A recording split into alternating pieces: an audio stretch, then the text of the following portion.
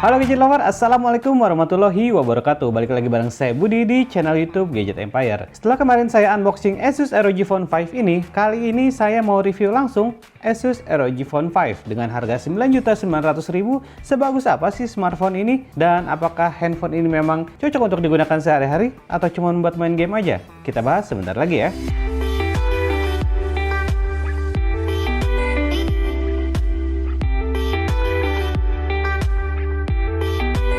Nah, ada beberapa hal dari desainnya yang juga memang dibuat khusus gamers. Seperti di seri sebelumnya, logonya ini bisa di-set menyala dengan lampu RGB. Air triggernya udah mengalami upgrade sehingga lebih responsif. Adanya additional USB port di bagian samping untuk charging atau memasangkan aksesoris saat bermain game, dan audio jack kembali dihadirkan di bagian bawahnya. Buat pecinta ROG udah jelas sih HP ini udah jadi pilihan wajib. Tapi buat kebanyakan user lain, pasti ngerasa HP ini terlalu berlebihan desainnya dan pasti kerasa gede dan berat. Bobotnya sendiri 238 gram dengan ukuran layar 6,78 inch. Buat dipakai satu tangan, kurang begitu nyaman, dan sayangnya case bawaannya juga nggak gitu bagus, terkesan tipis dan ringkih banget. Kalau ngomongin displaynya, Asus ROG Phone punya experience display yang wah, terutama buat gaming. Panel layarnya AMOLED dan didukung fitur HDR10+.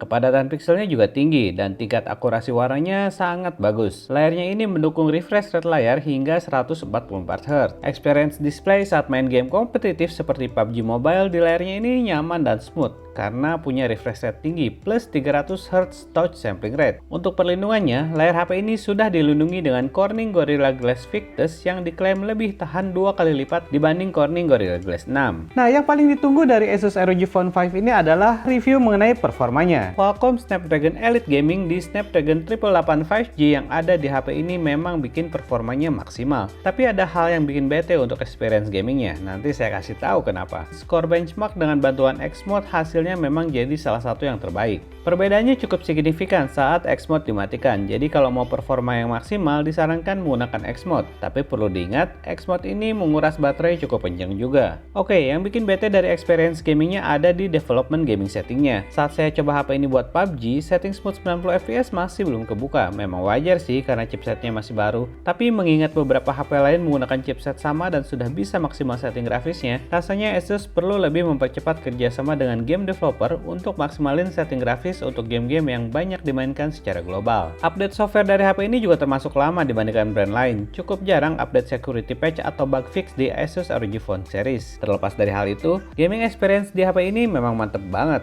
Dari experience main gamenya, handphone ini jelas bisa melibas hampir semua game yang saya mainkan. Display yang tajam karena layar AMOLED dan dukungan HDR10+, sensitivitas touch yang responsif, dual stereo audio dengan front-facing speaker, smooth experience meski setting grafis tinggi, dan fitur X-Mode yang bisa di-custom sesuai dengan kebutuhan. Main game di HP ini beberapa jam emang bisa menimbulkan panas di bagian tengahnya, tapi masih di batas wajar kok. Tapi kalau kalian emang biasa main game lama tiap hari, saran sih langsung beli juga Aero Active Cooler-nya. Urusan daya tahan baterainya, Asus ROG Phone 5 ini cukup bisa memenuhi kebutuhan gamers. Kapasitas baterainya 6000 mAh, dan dengan pemakaian standar, HP ini bisa bertahan hingga 2 hari penggunaan. Penggunaan lampu RGB-nya nyedot baterai cukup cepat, jadi disarankan nggak sering-sering nyalain lampunya ya. Di tes streaming Netflix via jaringan 4G, dari 100% hingga 15%, Asus ROG Phone 5 ini bisa bertahan hingga 6,5 jam. Dan untuk non-stop gaming dengan refresh rate 144Hz, HP ini bisa bertahan hingga 5,5 jam. Di paket pembeliannya, kita udah dapetin Quick Charge 65 Watt, 30 menit charging bisa mengisi daya hingga 83%, dan mengisi penuh daya hingga 100% membutuhkan waktu hingga 52 menit. Tapi satu hal yang sangat disayangkan di Asus ROG Phone 5 ini adalah kompatibilitas untuk aksesoris dari ROG Phone 3 tidak bisa digunakan di Asus ROG Phone 5 ini. Jadi kalau kalian baru upgrade dari ROG Phone 3, jelas mesti upgrade aksesorisnya juga. Seperti biasa, kualitas kamera jadi catatan di Asus ROG Phone 5, karena memang semua optimize ada di gaming. Di sisi kamera, hasil foto dari HP ini emang kalah kalau dibandingin sama smartphone flagship lain di kelas harganya. Tapi bukan berarti jelek loh, hasil kameranya juga bagus dan detail, cuma saturasi warnanya sedikit wash out aja. Setup kameranya ini pakai 64 megapiksel f1.8 Sony IMX686 sensor, 13 megapiksel ultrawide kamera, dan 5 megapiksel makro kamera. Saran sih kalau mau foto-foto pakai HP ini tetap pakai mode auto aja, karena mode ultrawide-nya kurang gitu bisa menghasilkan foto yang konsisten. Buat foto di kondisi low light, pastiin pakai night mode karena mode autonya kurang bisa membantu pencahayaan.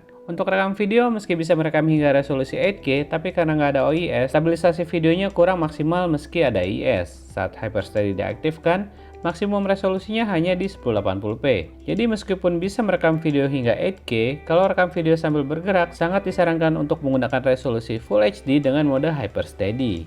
Asus ROG Phone 5 ini menggunakan ROG UI berbasis Android 11. Theme defaultnya emang gamers banget ya, tapi kita bisa ganti ke theme Classic kalau mau lebih simple. Fitur utama di ROG UI ini kebanyakan dikontrol melalui X Mode-nya. Tampilan icon, menu, dan shortcut-nya mirip dengan stok Android. Dari experience-nya, ROG UI ini cukup smooth dan gak ada komplain dari experience UI-nya. Overall, display yang jelas, detail dengan refresh rate hingga 144Hz, kualitas audio yang bagus, adanya beberapa fitur dan performa terbaik untuk gaming bisa jadi alasan utama untuk pilih HP ini. Tapi ada beberapa hal juga yang bisa jadi pertimbangan sebelum kalian memilih smartphone ini. HP ini menurut saya berat dan ukurannya cukup besar. Dukungan software update-nya cukup jarang. Tidak adanya wireless charging, IP rating, dan opsi untuk expand memory bisa juga jadi salah satu pertimbangan. Dan kualitas kameranya cukup standar untuk smartphone dengan harga di atas 9 juta. Nah, kalau menurut kalian gimana mengenai Asus ROG Phone 5 ini? Apakah masih sepadan dengan harganya? Tinggalkan komentar kalian di bawah ya. Kita bahas lebih lanjut mengenai Asus ROG Phone 5 ini. Kritik, saran, masukan untuk channel YouTube Gadget Empire masih saya tunggu juga di bawah. Akhir kata, saya Budi pamit undur diri dulu. Wassalamualaikum, sampai ketemu di video berikutnya.